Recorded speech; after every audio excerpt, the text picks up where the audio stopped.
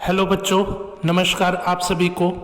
आज इस 80वें दिन के वीडियो में मैं आपको BHU BPA entrance exam vocal की परीक्षा के 20 महत्वपूर्ण प्रश्नों को बताऊंगा। तो आइए आज का पहला प्रश्न देखते हैं। आज का पहला प्रश्न है, जाति का आरंभिक स्वर कहलाता है। जाति का आरंभिक स्वर कहलाता है ग्रह स्वर। दूसरा प्रश्न है, राग भीम पलासी के आरोह में प्रयुक्त स्वर है। राग भीम पलासी के आरोह में प्रयुक्त स्वर है नीसा ग म प नीसा। नीसा ग म प नीसा, इसमें निषाद और गंधार स्वर कोमल लग रहे हैं और ये स्वर है भीम पलासी राग का आरोह। इसके बाद तीसरा प्रश्न है, तिलवाड़ा ताल में मात्रा होती है। तिलवाड़ा ताल में 16 मात्रा होती है। चौथा प्रश्न है, पंचम स्वर वर्जित राग है। पंचम स्वर वर्जित राग है मालकौस।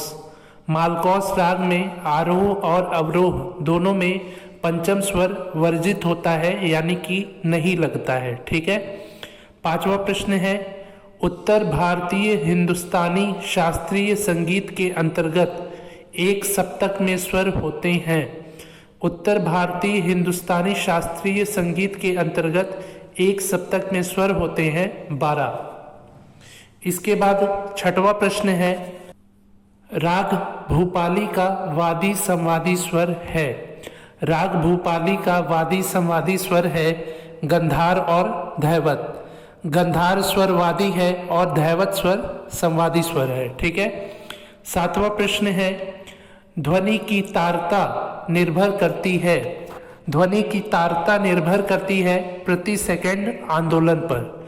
प्रति सेकंड जितना आंदोलन होगा ध्वनि की तारता उस पर ही निर्भर करती है। आठवां प्रश्न है, तान वर्जित गायन शैली है। तान वर्जित कौन सा ऐसा गायन शैली है जिसमें तान वर्जित होता है, यानी कि तान का उपयोग नहीं होता है? तो टप्पा गायन शैली में तान वर्जित होता है। ठीक है। नौवां प्रश्न है, नोम तोम आलापचारी की शैली है। नोम तोम आलापचारी की शैली है ध्रुपद और धमार। ध्रुपद और धमार में नोम तोम आलापचारी किया जाता है। 10वां प्रश्न है, धिन धा तिरकिट बोल प्रयुक्त ताल है। कौन से ताल में धिन धा तिरकिट बोल प्रयुक्त होता है? तो वो है झूमरा ताल। इसके बाद 11वां प्रश्न है, ध्रुपद गाया जाता है। ध्रुपद गाया जाता है तीव्रा ताल के साथ।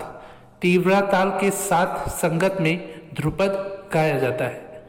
12वां प्रश्न है, राग के आरंभिक स्वर को प्राचीन राग लक्षणों में कहते थे।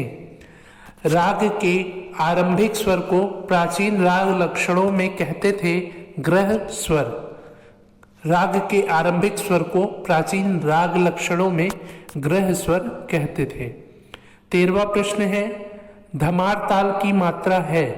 धमार ताल की मात्रा है 14 मात्रा।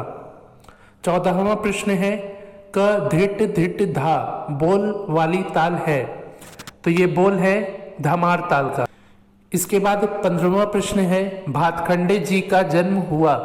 भातखंडे जी का जन्म हुआ है 10 अगस्त 1860 ईस्वी में। इसके बाद 16वां प्रश्न है, सितार खानी बाज बजाई जाती है। सितार खानी बाज पंजाबी ताल में, यानी कि पंजाबी ताल के साथ बजाई जाती है। 17वां प्रश्न है, राग बहार का वादी संवादी स्वर है।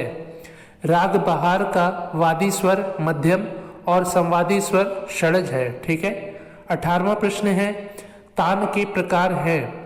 तान के प्रकार हैं अचरक, सरोक और हलक। ये तीनों तान के प्रकार हैं, अचरक, सरोक और हलक। 19वां प्रश्न है, देवगंधार राग में किस स्वर के दोनों रूप का प्रयोग होता है? देवगंधार राग में गंधार स्वर के दोनों रूप का प्रयोग होता है, यानी कि शुद्ध गंधार और कोमल गंधार दोनों गंधार स्वर देवगंधार राग में प्रयोग किए जाते हैं। 20वां प्रश्न है, राग भटियार में प्रयुक्त स्वर संगति है। तो सा ध की संगति जो है वो राग भटियार की प्रमुख प्रयुक्त स्वर संगति है। तो ये हो गए आज के 20 महत्वपूर्ण प्रश्न। आज ये 80वें दिन का वीडियो है। इसके पहले मैंने 79 वीडियो को बनाया है जिसके प्लेलिस्ट का लिंक नीचे डिस्क्रिप्शन में है। यदि आपने अभी तक उन सभी महत्वपूर्ण वीडियोस को नहीं देखा है तो डिस्क्रिप्शन में दिए हुए लिंक के माध्यम से उन सभी महत्वपूर्ण वीडियोस को अवश्य ही देख लीजिए। उसमें ऐसे ऐसे महत्वपूर्ण प्रश्न हैं जो भूतपूर्व परीक्षाओं में तो पूछे ही गए हैं और आगे आने वाली प्रतियोगी परीक्षाओं में भी पूछे जा सकते हैं। इसलिए आप उन वीडियोस को ध्यान से देखिए और हो सके तो एक दो बार अच्छे से ध्यान से देखिए और उनको समझ लीजिए, याद कर लीजिए। ठीक है, यह वीडियो पसंद आया हो तो इसको लाइक करिए और यदि अभी तक आपने इस चैनल को सब्सक्राइब नहीं किया है तो सब्सक्राइब कर लीजिए।